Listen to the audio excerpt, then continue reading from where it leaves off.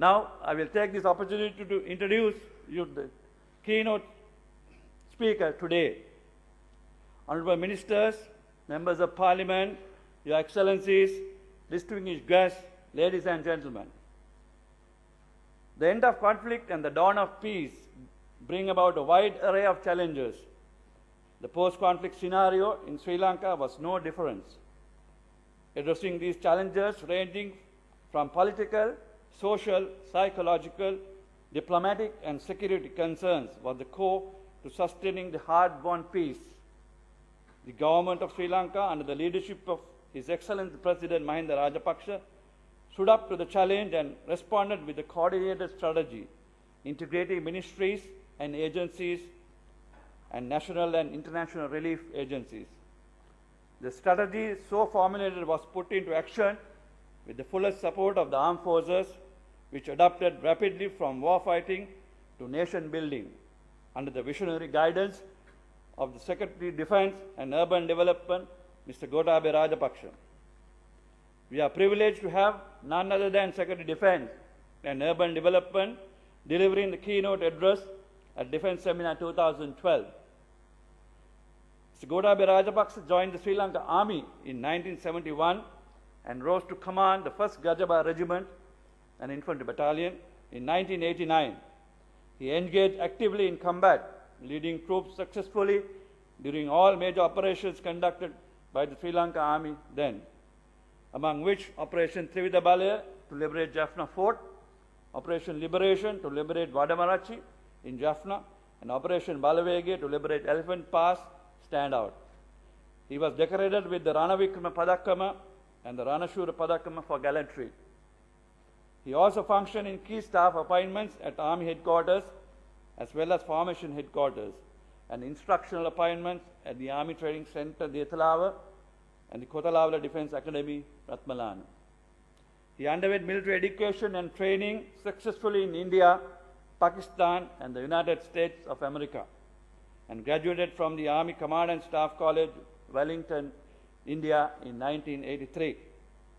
He retired from regular force of the Sri Lanka Army in 1991. He was entrusted with the responsibility of spearheading the successful campaign to defeat terrorism in Sri Lanka as Secretary of Defence by His Excellency President Mahinda Rajapaksa in 2005. He is a revered figure in Sri Lanka for leading the military operation that succeeded in ridding the country from terrorism. He was conferred with the doctorate by the University of Colombo in recognition of the services rendered to the nation.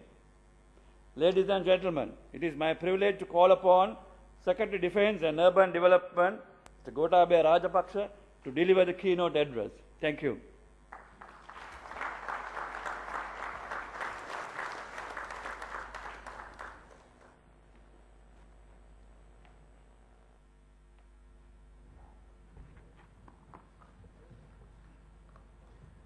Good morning, Professor G.L. Pires, Minister of External Affairs, Dr. Subramaniam Swamy,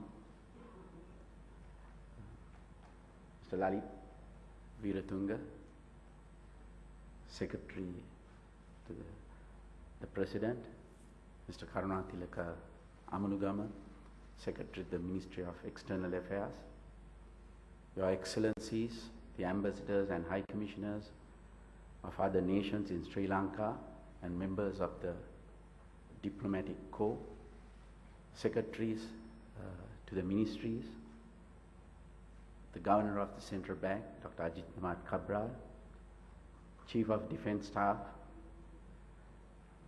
the Commander of the Army, Commander of the Navy, and Commander of the Air Force, Inspector General of Police, senior government officials, senior military officials, former commanders in the Army, distinguished speakers and invitees from friendly foreign countries, and distinguished delegates, members of the media, and ladies and gentlemen. It gives me great pleasure to address the opening ceremony of the Defence Seminar 2012. This is the second successive year in which the Defence Seminar is being organized by the Sri Lanka Army. On behalf of the government, I take great pleasure in warmly welcoming to Sri Lanka all of the distinguished delegates who have come from many countries around the world to attend this event. The theme selected for this year's seminar is towards lasting peace and stability. Under this topic, Sri Lanka's post-conflict efforts on reconstruction, resettlement, rehabilitation, reintegration, and reconciliation will be discussed. This is both appropriate and timely. Last year's defense seminar focused on how the defeat of terrorism in Sri Lanka was accomplished. As Sri Lanka enjoys its third year of peace and stability after the defeat of terrorism, the great progress that has been accomplished here is similarly worthy of study. Sri Lanka today is one of the most peaceful and stable countries in the world. It is a country in the midst of a national revival. How this transformation has been achieved is at the heart of this seminar. During the course of these 3 days, all of the participants will have the opportunity to learn about the strategies adopted by the government of Sri Lanka in addressing its post-conflict development challenges. I particularly encourage the foreign delegates to make full use of their time here to interact with and learn from the people who were instrumental in our post-war efforts. I am confident you will learn a great deal of value from their experiences. The war in Sri Lanka ended on the 18th of May 2009 with the defeat of the Liberation Tigers of Tamil Eelam, better known as the LTTE. The LTTE was one of the most vicious terrorist organizations in the world and was once described by the American Federal Bureau of Investigations, FBI, as being among the most dangerous and deadly extremists in the world. Its defeat was greeted with an immediate and unprecedented outpouring of relief and joy throughout the country. However, at the same time, the government was deeply aware of the grave challenges and responsibilities it faced in the war's aftermath. Demining needed to be carried out over approximately 5,000 square kilometers of land. Reconstruction had to take place in the former LTT controlled areas. Nearly 300,000 internally displaced people needed to be resettled. Close to 12,000 surrendered LTT cadres had to be rehabilitated and then reintegrated. Normalcy had to be restored throughout the land, and measures had to be taken to foster national reconciliation and economic development. The government of Sri Lanka has achieved remarkable progress on all these fronts during a remarkably short span of 3 years. During the course of this address, I will briefly discuss each of these post-war challenges and outline the ways in which they were dealt with. The most pressing issue that needed to be addressed was ensuring the well-being of the civilians who had been displaced from their homes. As the war progressed, the LTT moved people out of their towns and villages and retreated to its strongholds near the northeastern coast. By the time the war ended, with the LTT defeat, 295,873 internally displaced people were left in the government's care. They could not return home because their towns and villages were no longer safe for human occupation. As it retreated, the LTT had laid large quantities of anti-tank mines, anti-personnel mines, and many different types of improvised explosive devices in the areas it left behind. Demining those areas swiftly and resettling the internally displaced was a significant challenge for the state. In total, it was suspected that mines had been laid in more than 5,000 square kilometers of land. Demining such a vast area was a very difficult challenge that the government unhesitatingly undertook immediately after the war ended. Many foreign organizations came forward to assist the government, including the Danish Demining Group, the Indian Sarvatra Group and the Horizon Group, the UK-based Mines Advisory Group, and several others. These groups took on the responsibility of demining various identified tracts of land throughout the north and east.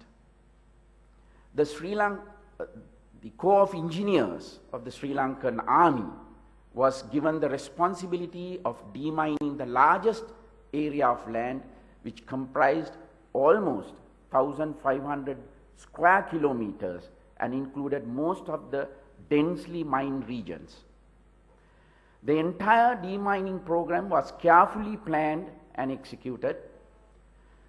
Priority areas were chosen to maximize efficiency and enable the speedy return of the internally displaced.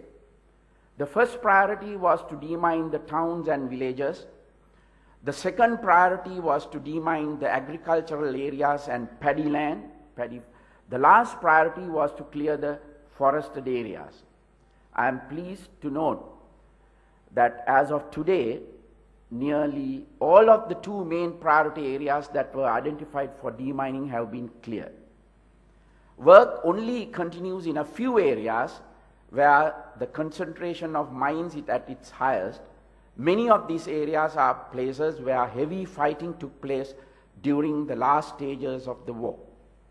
It is expected that these areas too will be completely cleared in the very near future.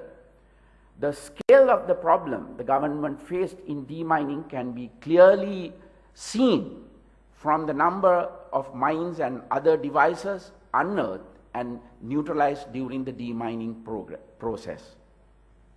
As at end of June 2012, 469,275 anti-personnel mines, 1,399 anti-tank mines, and 388,963 unexploded ordnance devices had been recovered.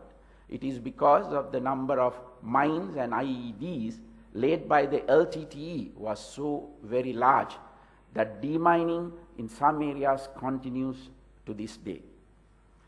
Alongside the demining process, reconstruction was expedited in each area that was cleared of mines and rendered safe. As a result of LTT action and long neglected many of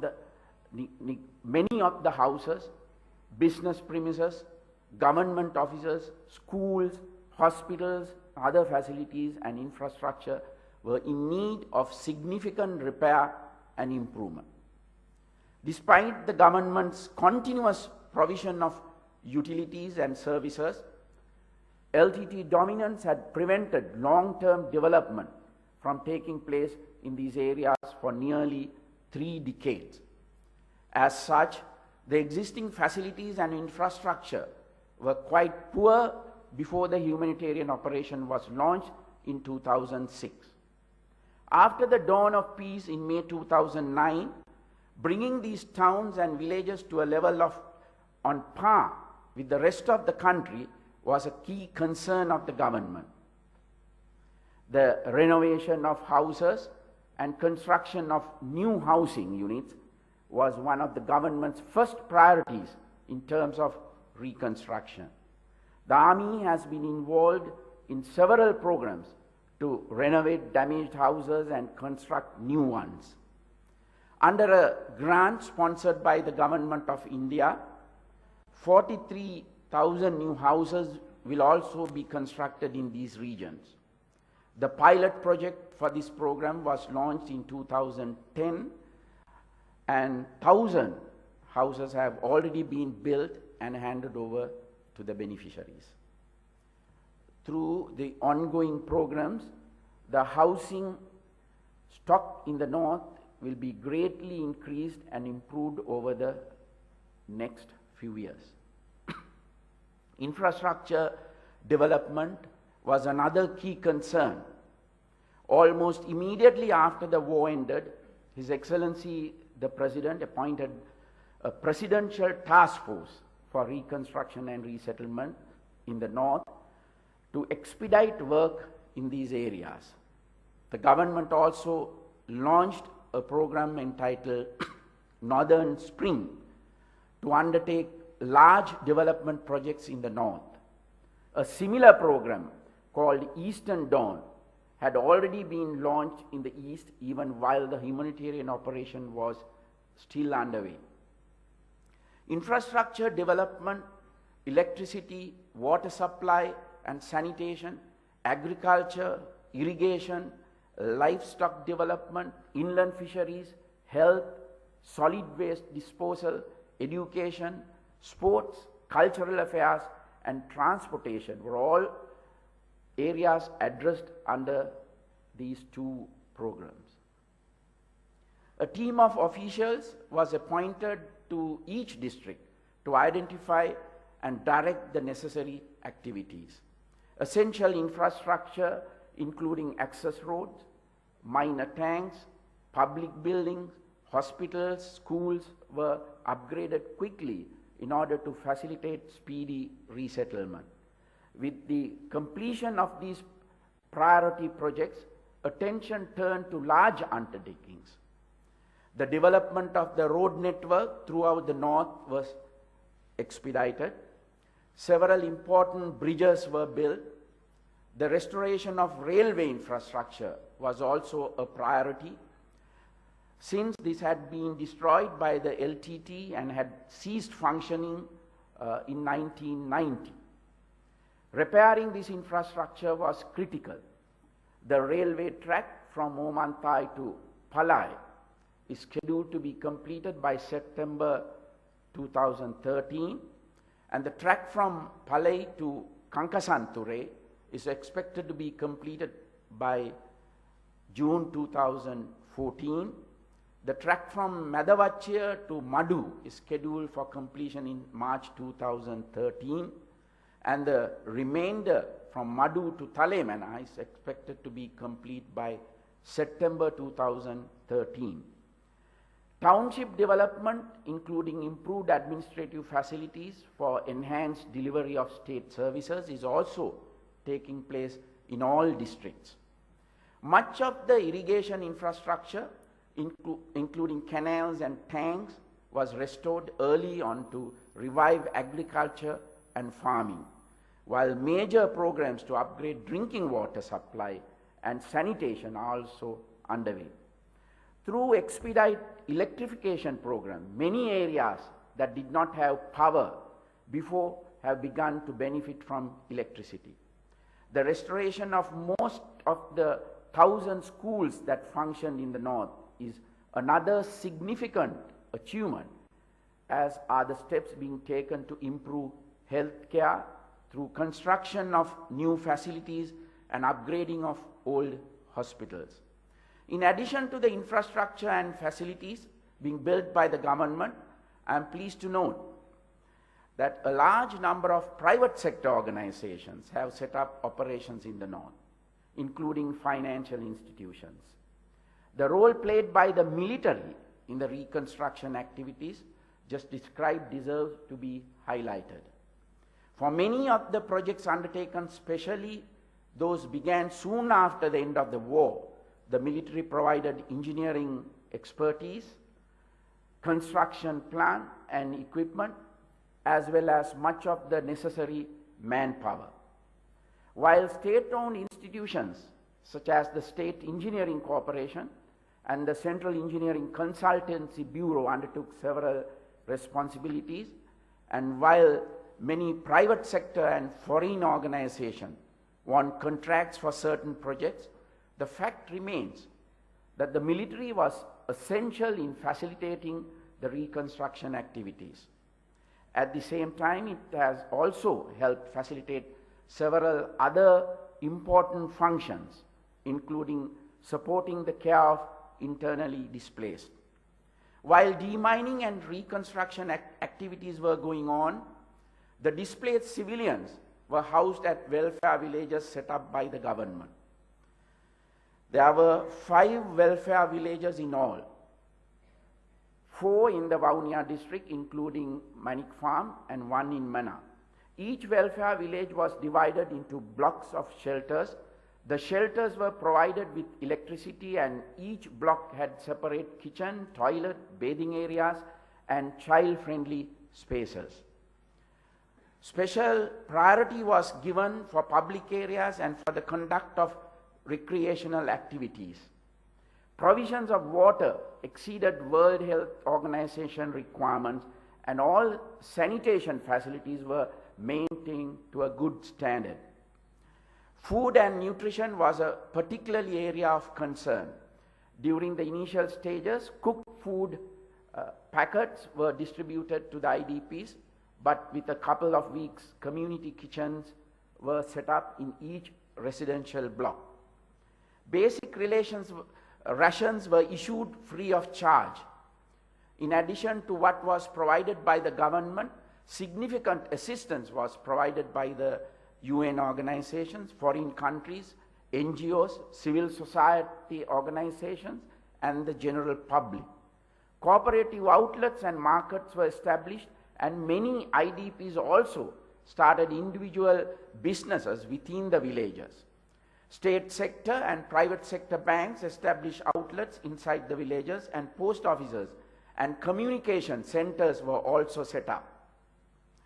Extensive healthcare facilities and sufficient medical supplies were provided in all the welfare villages. A Directorate of IDP Healthcare was established under the Ministry of Health, and medical officers were appointed to be in charge of each welfare village.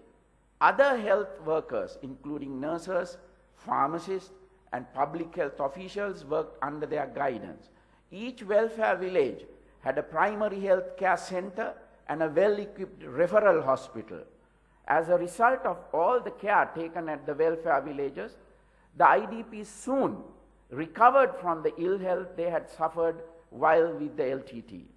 Between May and June 2009, the crude mortality rate fell from 0.7 per 10,000 per day to 0.5 per 10,000 per day, which is the threshold rate for Southeast Asia. By July 2009, it had settled at 0.15 per 10,000 per day, which is the threshold rate for Sri Lanka. Special facilities for psychiatric care, including support for individuals with post-traumatic stress disorder, were provided within the welfare villages. Psychological support, including counseling programs, was provided. Many efforts were taken to promote religious, spiritual, and cultural activities and places of worship, such as kovils, churches, and mosques were established through community consultation, with special facilities being provided for all clergy. Community centers and common areas were built for adults and young adults who were provided with career counseling. Vocational training centers were also established in each welfare village for capacity building and empowerment. IDPs were assisted in setting up home businesses.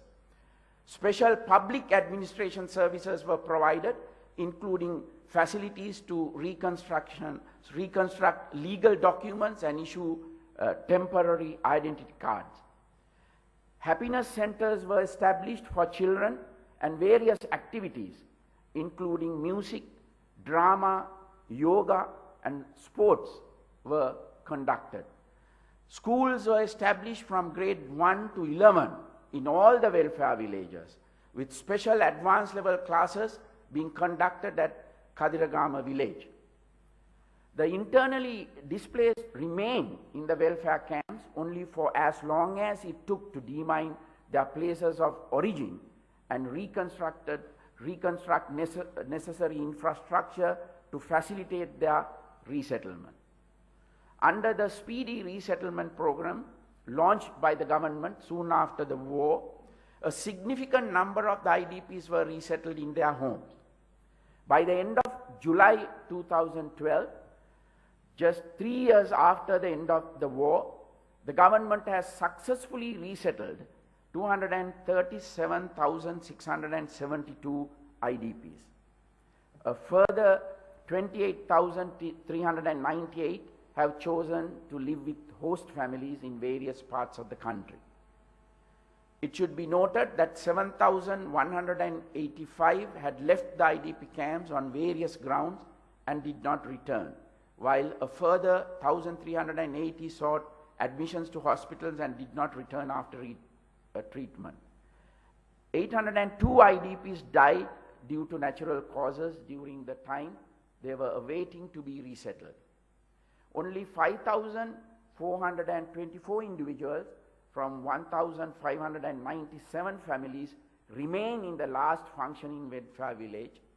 These IDPs are from areas that have the highest concentration of mines, which have taken a little longer than expected to render safe. The government intends to complete the resettlement of all IDPs by the middle of this month. Resettling nearly 300,000 internally displaced people in just 3 years is a very significant accomplishment. It would not have been possible without the professionalism and commitment of the military, which facilitated almost all the major undertakings involved.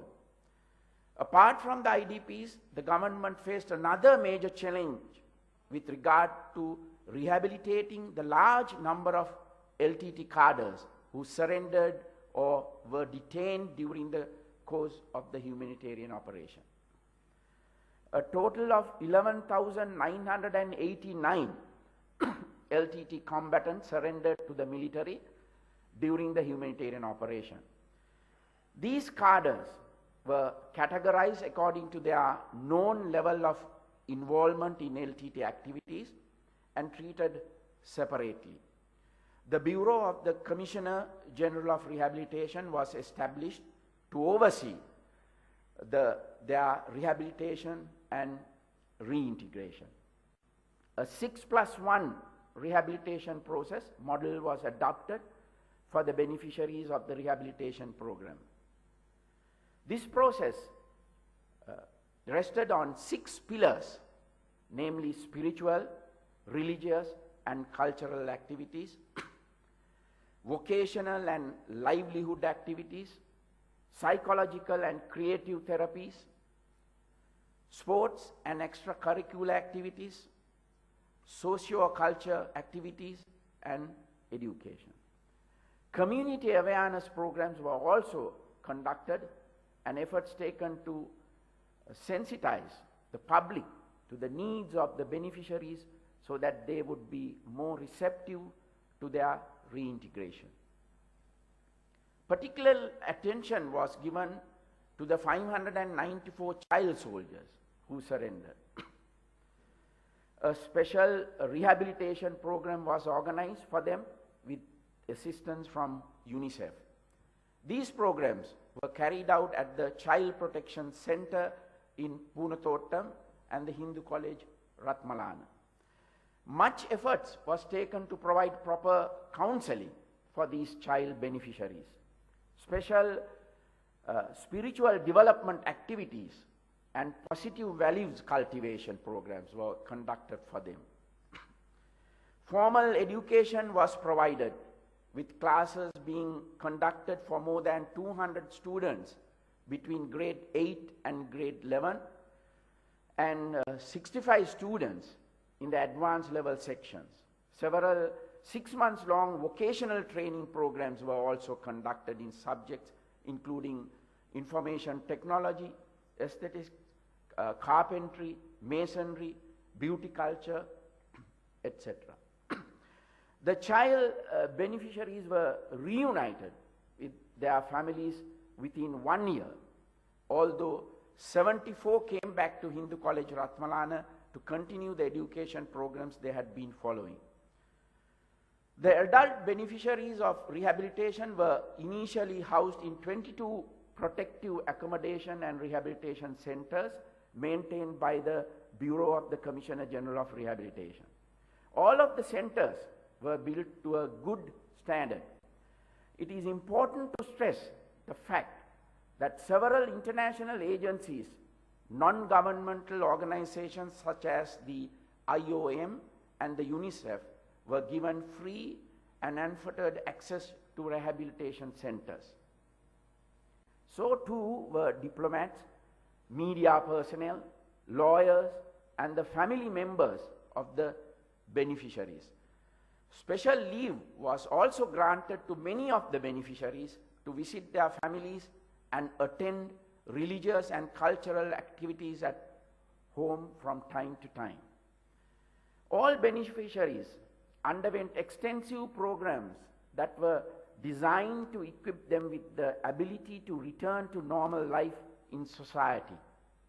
Spiritual, religious, and cultural programs were also conducted with an intention to reacquaint the beneficiaries with cultural and family norms.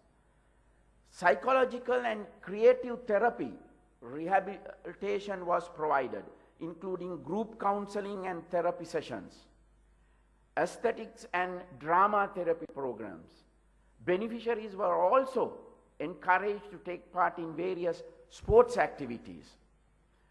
Special training and periodic refresher training was provided to center administrators on how to provide psychological first aid and counseling.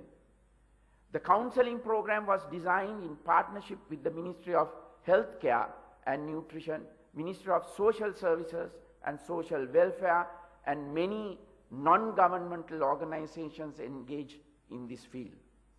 This was intended to correct the mindset of the ex-combatants and affect attitudinal change.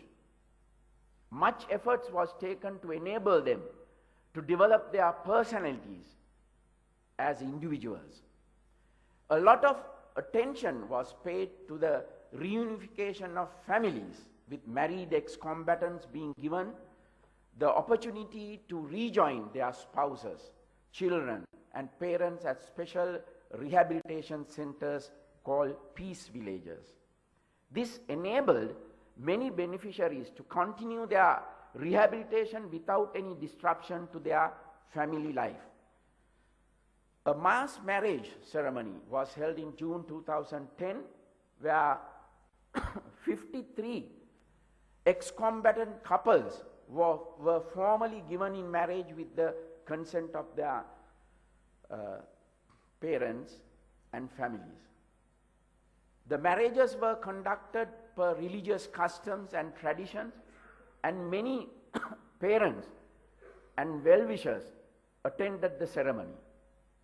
A special protective accommodation and rehabilitation centers was established at Kaitadi in Jaffna to cater to the reunification of married beneficiaries as well. A special program for catch-up education was provided in collaboration with the Education Department for young adults who opted for the program. Under this, 361 students sat for the GC Advanced Level Examination in 2010. 222 of these students passed this exam. In 2011, 304 students sat for the Advanced Level Examination, of whom 43 became eligible for university admission. 166 students sat for the GC Ordinary Level Examination in 2010, of whom 91 passed, and 77 students sat for the same exam in 2011. 46 different vocational training courses were also provided to the beneficiaries of the rehabilitation program. The courses involved many sectors, including agriculture, industry services and entrepreneurship. Substantial opportunities were provided for training information technology with assistance from private sector implementation partners, and a computer lab was set up with the capacity to train approximately 100 persons at a given time.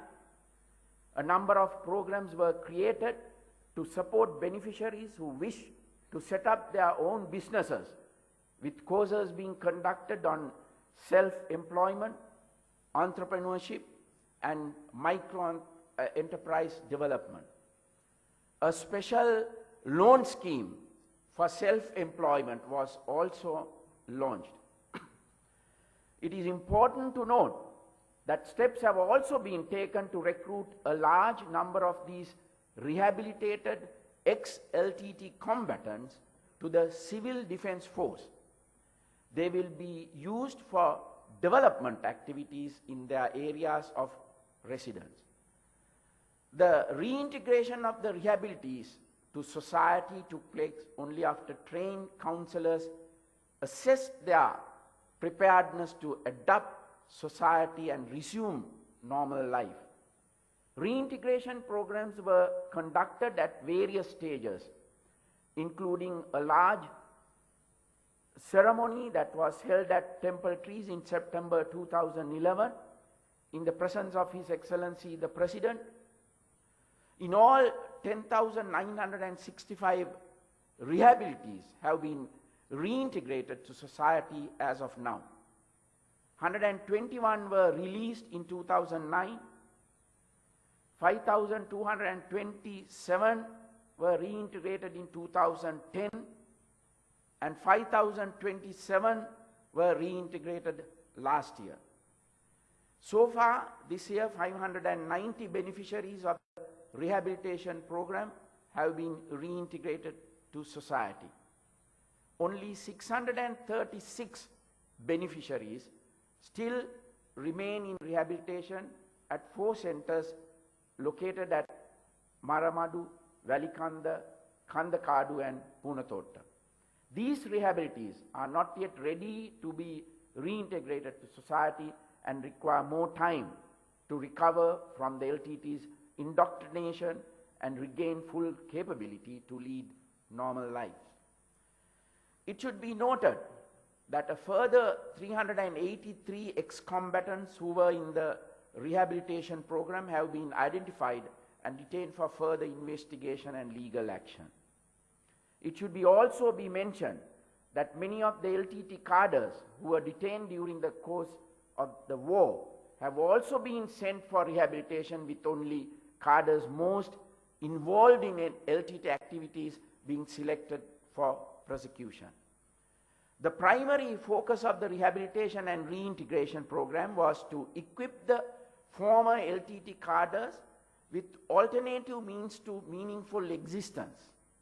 It was felt that the best way to de-radicalize these individuals was by granting them the chance to become productive members of society who had no reason to feel marginalized or insignificant.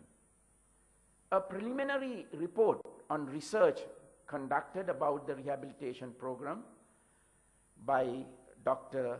Ari Kruglansky and Dr.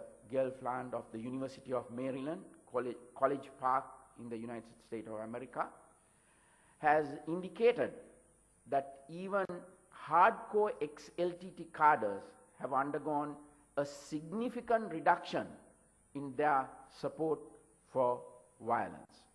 The more the beneficiaries build up a rapport with the staff members and guards at the rehabilitation centers, the less likely they were to support the violence they believed in while they were with the LTT. These findings are not only very encouraging from the point of view of restoring normalcy in Sri Lanka, but they also vindicate the approach adopted by the government towards rehabilitation and reintegration. This approach has been extremely generous. Most of these cadres who were beneficiaries of rehabilitation and reintegration were involved in attacks against armed forces personnel on the field of battle. Some may have also participated in atrocities against civilians. As a result, the normal response by the state would have been to keep them in detention and prosecute them. Indeed, this has been the practice in most post-conflict situations. However, His Excellency the President had a very different view. Instead of prosecuting the majority of the cadres, he insisted that they be rehabilitated and reintegrated to society as fast as possible. He understood that these former cadres had been misled by the LTT and that they needed an opportunity to be guided onto the correct path.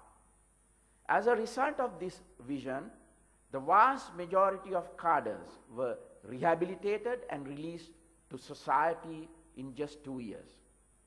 That is a truly remarkable achievement. Nowhere else in the world have enemy combatants been treated with such generosity and rehabilitated at such speed.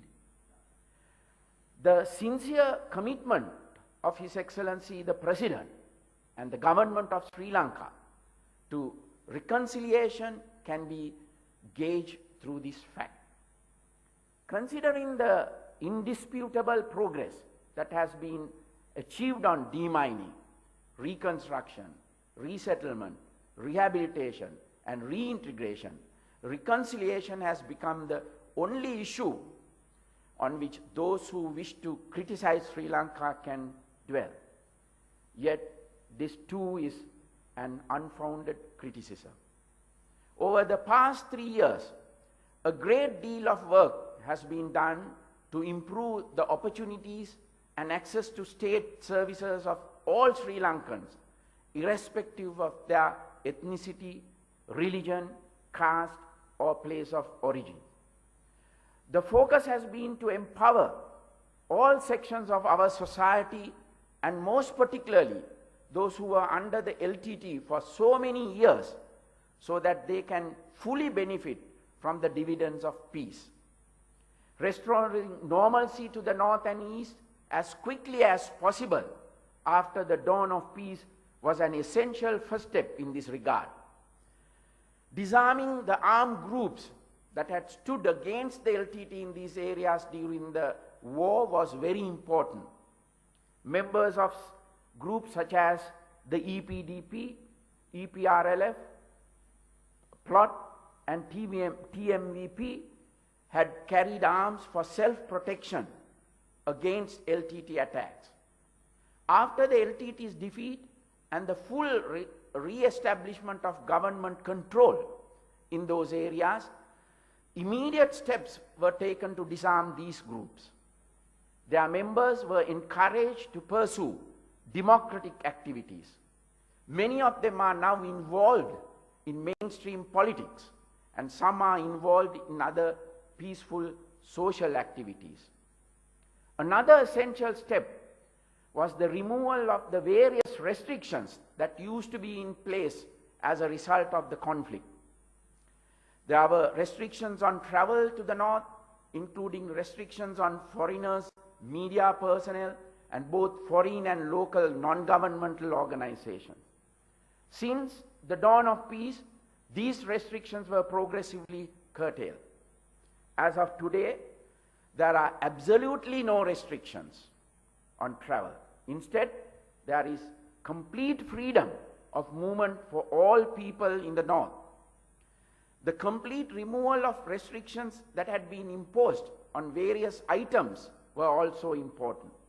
During the war, the transport of certain items was restricted for fear that they would be used by the LTT in offensive operations. As of today, these restrictions no longer exist. The restoration of the freedom of movement has been a tremendous boost, not only to the north, but to all the people of Sri Lanka. Large numbers of local tourists travel from the north to the south, and from the south to the north on a daily basis. Large number of visitors from abroad have also come to Sri Lanka over the past 3 years. Since July 2011, more than 51,400 foreign passport holders from 100 countries have visited Sri Lanka and traveled to the north, including nearly 31,500 this year alone. A considerable number of them were expatriates visiting their ancestral homes and properties and their relatives in Sri Lanka. This is a testament to the freedom that exists throughout this country. It is in stark contrast to the situation that prevailed while the LTT continued to pose a threat. Many restrictions also used to be in place at sea due to the grave threat posed by the LTT's sea tiger wing. This section of the LTTE launched attacks on naval assets after infiltrating sensitive areas in the guise of civilian fishing boats. As a result, restrictions were introduced on fishing not only in the seas of the north and east, but throughout the country's entire coastline. These included limitations on the times and the locations in which fishermen could put to sea, as well as restrictions on the size of their fishing craft and the power of their outboard motors. All these restrictions were removed in phases after the end of the humanitarian operation. Restrictions on the times at which fishing could take place were gradually phased out between June 2009 and February 2010. The remaining restrictions, including those on the power of outboard motors, were removed by October 2011. Restrictions on fishing near critical harbors has also been greatly reduced. In terms of restricted areas on ground, the high security zones in the north have been removed over the last 2 years. In 5 stages between October 2010 and November 2011, much of the area covered under the high security zone near the Palali cantonment was released, with lands in 17 Grama Niladhari divisions being fully handed back to civilians. The Palali cantonment is now the only area in which some security restrictions remain, but even with the cantonment, civilians have free access to the airport and Kankasanture harbour. While it is true that there are still some civilian properties within the cantonment, it must be stressed that the civilians have not occupied these properties for the last 20 to 25 years. The government has taken measures to pay compensation to the owners of these properties and to provide alternate lands to them. It should also be noted that lands that had been forcefully taken from the people and occupied by the LTT for many years have also been released to their legal owners. In addition to the reduction in the extent of the high security zone, the reduction in the number of security barricades, roadblocks, and checkpoints in the north and east is also significant. There were a large number of such security measures in place during the course of the conflict and immediately after, but these were gradually withdrawn after the dawn of peace. In 2009, there were approximately 2,000 checkpoints, sentry points, and roadblocks in these 2 provinces. Today, there are hardly any. The number of troops deployed and the number of camps remaining in the north and east has also been reduced to a bare minimum. 28 battalions that were in the north have been relocated to the south and east. The overall number of troops in the north has also reduced by more than 21,000 since 2009. Troops will remain in strategic location for security purposes, but their presence will be non-intrusive. The day-to-day maintenance of law and order has already been handed over to the police. Concurrently, the capabilities of the police department to carry out these duties have been significantly improved. 11 new police stations have been established in areas where they had not been allowed to exist while the LTT dominated territory in the north and east. 789 Tamil policemen have been recruited between 2009 and 2011, and they have been trained and posted to these police stations. In 2012 alone, a further 425 have been recruited. Training in Tamil language has also been provided to additional numbers of police personnel. The restoration of democratic elections in the north and east not long after the end of the war is another act of which the government is very proud. Provincial council elections were held in the eastern province even before the humanitarian operation had ended. And local authority elections were held for the Jaffna Municipal Council and Vaunia Urban Council as early as August 2009. A presidential election and general election were both held throughout the country in 2010. The local authority elections held in island-wide last year saw free and fair elections being throughout the north and east. In the areas formerly dominated by the LTTE, people exercised their franchise without fear for the first time in 3 decades. The Tamil National Alliance emerged first in most electorates, but the main government party also came close in several of them. The fact that political plurality has returned to these areas is clear from these results of the elections. The swift restoration of democracy and the right to vote in those areas previously under LTT dominance is very significant. Further, it needs to be noted that many former militants are now playing an active role in politics. The LTT's one-time Eastern Province commander, Vinayagamurthy Muralidharan, also known as Karunamman, is a junior cabinet minister. A former LTT child soldier, Sivanasathurai Chandrakanthan, also known as Pillayan, is the chief minister of the Eastern Province. A number of former LTT cadres have also become chairmen of local government bodies. Their participation in the political process demonstrates the robustness of Sri Lanka's democracy. With the restoration of normalcy through all these measures discussed above, the most fundamental requirement of the people in the north and east is the opportunity to build a better life for themselves. This is why, as was described before, the government focused so much attention on the infrastructure and services needed to facilitate the return of economic life in these areas. A great deal of work has been done to facilitate the resumption of livelihoods amongst the people in the north. Financial assistance as well as the assistance in kind has been provided to farmers, fishermen, and small business owners. Several such programs have already yielded excellent results. In this context, I am particularly pleased to note that a great deal of work has been done by the military to help the civilians.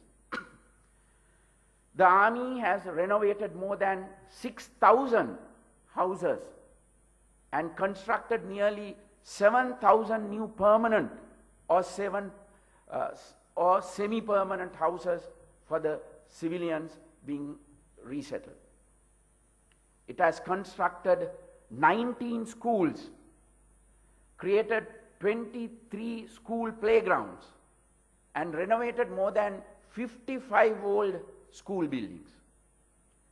Assistance has also been provided through the provision of fishing gear, utilities for farming, and provision of livestock and seeds for agriculture. Medical clinics are held from time to time, and assistance is provided for the conduct of religious, cultural, and other festivals. During this critical period, as the newly resettled people are finding their feet, the role played by the military in assisting the civilians has helped our armed services win their hearts and minds. As the people of the North and East resume their day-to-day lives in a peaceful and stable Sri Lanka, they do so with fully restored democratic freedoms, greatly improved standards of living, and with unrestricted opportunities to make a better future for themselves. I have every confidence that as a result of the many beneficial developments that have taken place since the end of the war, there will be no space for the re-emergence of our previous problems. Sri Lanka's journey during the 3 years since the dawn of peace has seen the country transform itself from a nation at war to a country that is amongst the most peaceful, stable, and secure in the world. The unwavering commitment and resolve of the government to swiftly implement measures for reconstruction, resettlement, rehabilitation, reintegration, and reconciliation has laid the foundation for a prosperous future for all our citizens, irrespective of their diversity and differences. I have every confidence that as we step forward into this brighter future, we will do so together as Sri Lankans. That is the greatest accolade that can be paid to the success of Sri Lanka's post-conflict development. That will be our legacy for future generations. Thank you.